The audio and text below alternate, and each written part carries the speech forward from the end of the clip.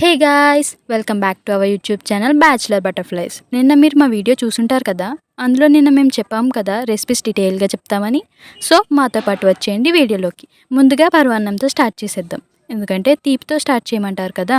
యాక్చువల్గా పరమాన్నంని చాలా విధాలుగా చేసుకోవచ్చు, కానీ మేము చాలా సింపుల్ అండ్ క్విక్గా అయిపోయేటట్టు చూస్ చేసుకుని చేస్తున్నాం. ముందుగా ఒక హాఫ్ గ్లాస్ రైస్ తీసుకోండి, దాన్ని వాష్ చేసుకుని పక్కన పెట్టుకోండి.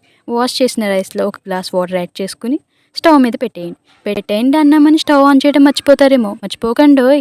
రైస్ కుక్ అయ్యేదాకా 3 to 4 మినిట్స్కి ఒకసారి స్లోగా తిప్పండి. అలా ఒక రైస్ కుక్ అయిందో లేదో చెక్ చేసుకుని కుక్ అయ్యాక బెల్లం యాడ్ చేయండి. మా ఇంట్లో మేము బెల్లం పౌడర్ యూస్ చేస్తున్నాం, మీరు ఏది యూస్ చేసినా పర్వాలేదు, మీ ఇష్టం అండోయ్. బెల్లం రైస్లో కలిసేంత వరకు ఉంచండి. తర్వాత 1.5 గ్లాస్ మిల్క్ వేసుకుని కలుపుకొని ఉడికించాలి. తర్వాత అది ఉడుకుతూ ఉండగా 2 ఇలాచీ దంచుకుని వేసుకోండి టేస్ట్ కోసం. అలా ఒక 2-3 మినిట్స్ ఉంచండి, అంతే, మీ పరమాన్నం రెడీ. ఇప్పుడు మీరు మేము చేసిన గారెల ప్రాసెస్ చూసేద్దరు కానీ మాతో పాటు వచ్చేయండి. యాక్చువల్లీ బ్యాచిలర్స్ కిచెన్లో గారెలు చేసుకోవడం అంటే పెద్ద టాస్క్.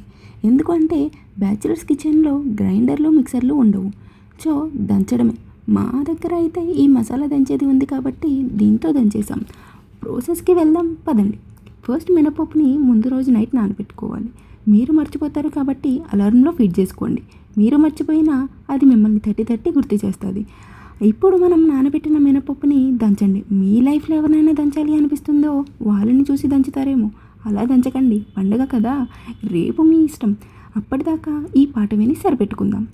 దంచు దంచు బాగా దంచు, దంచు దంచు బాగా దంచు, నొప్పి పుట్టినా కాస్త నొప్పి పెట్టినా ఆగకుండా ఆపకుండా వంగకుండా కొంగకుండా దంచు దంచు. చాలండి, ఈ రోజుకి ఈ పాటతో లేడీస్కి సాటిస్ఫాక్షన్ వచ్చేస్తుంది. సో పప్పు దంచేశారు కదా, అది ఒక బౌల్లోకి తీసుకొని సాల్ట్ కలుపుకొని గారెలు వేసుకోండి. పూజ కోసం చేస్తున్నాం కాబట్టి ఆనియన్స్ అలాంటివి వేయట్లేదు. ఇప్పుడు ఆయిల్ వేడయ్యాక వడ వేసుకోండి, స్లోగా వేసుకోండి. గోల్డెన్ బ్రౌన్ వచ్చే వరకు ఉంచి తర్వాత తీసేయండి. అంతే. ఎంతో కష్టమైన మనం అనుకుంటే అవ్వనిది ఏం లేదు కదా అనుకుని చేసాం కాబట్టి సింపుల్గా అయిపోయింది, చూసారా. అంతే, గారెలు ready. Thanks for watching. Don't forget to like, subscribe and hit the bell icon so you never miss our adventures. See you in the next one.